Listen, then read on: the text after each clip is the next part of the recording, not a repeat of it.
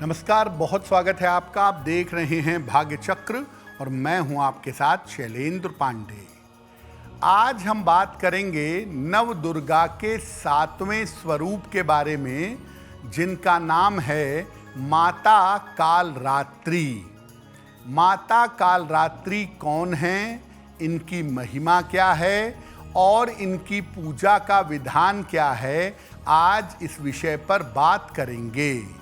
हम आज बात कर रहे हैं माता कालरात्रि की। तो सबसे पहले जानते हैं कि कौन है माता कालरात्रि और इनका स्वरूप कैसा है। देखिए, माता कालरात्रि नव दुर्गा का 7वां स्वरूप हैं। इनकी पूजा सप्तमी तिथि को की जाती है और माता कालरात्रि का स्वरूप काफी भयंकर है। इनका रंग काला है और ये 3 नेत्रधारी हैं। माता कालरात्रि के गले में बिजली की, विद्युत की अद्भुत माला है। इनके हाथों में खड्ग है और कांटा है और माता कालरात्रि का वाहन है गधा। तो कुल मिलाकर इनका स्वरूप अगर आप देखें तो स्वरूप बहुत भयंकर है, जिसको देख करके सामान्यतः भय का अनुभव होता है। लेकिन माता कालरात्रि अपने भक्तों का हमेशा कल्याण करती हैं, इसलिए इनको शुभंकरी भी कहते हैं। जो हमेशा शुभ करे वो शुभंकरी है और माता कालरात्रि को शुभंकरी कहा जाता है। देखिए, वैसे तो आज नवरात्रि का 8वां दिन है, लेकिन हम दिन के हिसाब से देवी की पूजा नहीं करते, हम तिथियों के हिसाब से देवी के अलग अलग स्वरूप की पूजा करते हैं। तो वैसे तो 8वां दिन है, लेकिन तिथि है सप्तमी, और सप्तमी तिथि होने की वजह से नव दुर्गा के 7वें स्वरूप माता कालरात्रि की पूजा आज की जाएगी।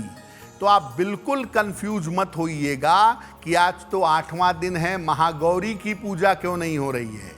चूंकि आज तिथि सप्तमी है और हम पंचांग में तिथियों के अनुसार चलते हैं, इसीलिए सप्तमी तिथि होने की वजह से आज माता कालरात्रि की पूजा की जाएगी। माता कालरात्रि की उपासना से कुछ विशेष तरह के लाभ होते हैं। इनकी साधना करने से कुछ विशेष तरह के वरदान मिलते हैं। तो चलिए आपको बताते हैं कि अगर आप माता कालरात्रि की उपासना करें, साधना करें, तो कौन से लाभ आपको होंगे। शत्रु और विरोधियों को नियंत्रित करने के लिए इनकी उपासना बहुत शुभ होती है। अगर आप शत्रुओं से परेशान हैं, विरोधियों से परेशान हैं और नवरात्रि में माता कालरात्रि की पूजा करते हैं और उनसे प्रार्थना करते हैं, तो आपके शत्रु और आपके विरोधी शांत होंगे। माता कालरात्रि की उपासना से भय दूर होता है, दुर्घटना से रक्षा होती है और रोगों का नाश होता है। बहुत लंबे लंबे समय से जो बीमारियां चली आ रही हैं, माता कालरात्रि की पूजा से वो बीमारियां दूर होती हैं। माता कालरात्रि की उपासना करने से नकारात्मक ऊर्जा यानी तंत्र मंत्र का असर नहीं होता, और अगर तंत्र मंत्र का थोड़ा भी नकारात्मक असर है तो वो असर समाप्त हो जाता है। ज्योतिष में शनि नामक ग्रह को नियंत्रित करने के लिए माता कालरात्रि की पूजा करनी चाहिए। हम आपको अपने कार्यक्रमों में बताते रहे हैं कि हर दिन आप किसी एक ग्रह को नियंत्रित कर सकते हैं। तो माता कालरात्रि की पूजा से आप शनि नामक ग्रह को नियंत्रित कर सकते हैं और जीवन में अगर शनि संबंधी कोई बाधा है तो उस बाधा को समाप्त कर सकते हैं। अब आपको बताते हैं कि माता कालरात्रि की पूजा कैसे की जाएगी, इनकी पूजा का विधान क्या है। माता के समक्ष घी का एक दीपक जलाइएगा। अगर नवरात्रि का दीपक पहले से जल रहा है तो उसके सामने बैठिए, माता को लाल फूल अर्पित करिएगा और साथ ही साथ में माता को गुड़ का भोग लगाइएगा। इसके बाद माता के मंत्रों का जप करिएगा या दुर्गा सप्तशती का पाठ करिएगा। सबसे अच्छा मंत्र जो आप माता कालरात्रि के सामने पढ़ सकते हैं वो मंत्र होगा ऐं ह्रीं क्लीं चामुंडाय विच्चे। और अगर आप पूरी दुर्गा सप्तशती का पाठ नहीं कर पाते तो दुर्गा सप्तशती के पहले अध्याय का पाठ करिएगा। इसके बाद लगाए गए गुड़ के 2 हिस्से करिएगा।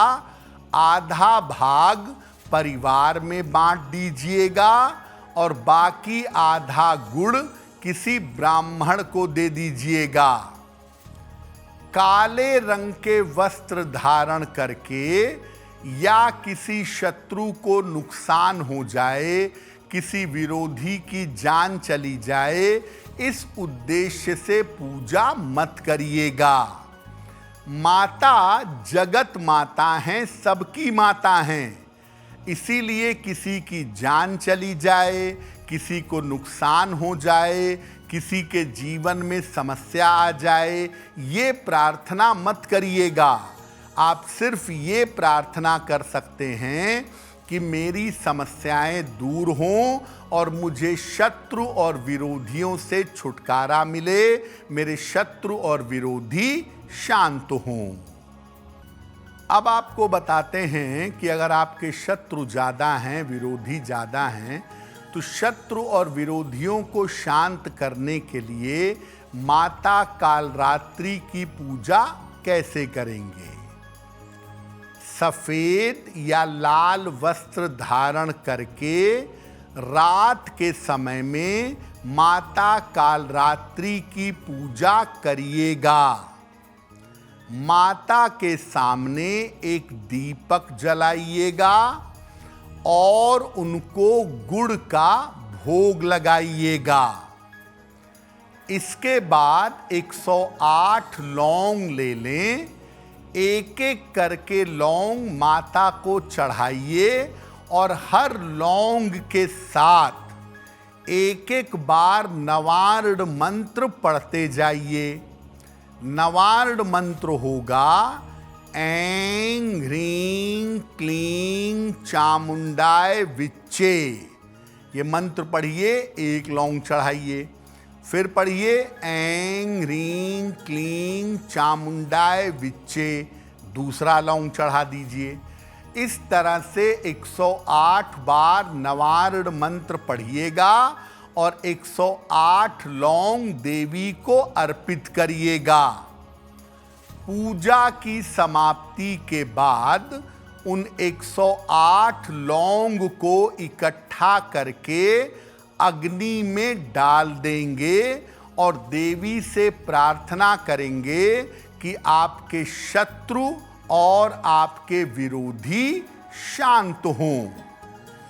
ये प्रयोग आप सप्तमी तिथि की रात को यानी आज रात को कर सकते हैं 11 बजे से 1 बजे के बीच में। और ये प्रयोग करने से आपके शत्रु और विरोधी तो शांत होंगे ही, तंत्र मंत्र से, खराब ग्रह दशाओं से, दुर्घटनाओं से, रोगों बीमारियों से आपको छुटकारा मिलेगा। अब वक्त हो गया है ऐसा क्यों का। ऐसा क्यों में हम आपके मन और जीवन से जुड़ी हुई तमाम जिज्ञासाओं का सरल समाधान करने का प्रयास करते हैं।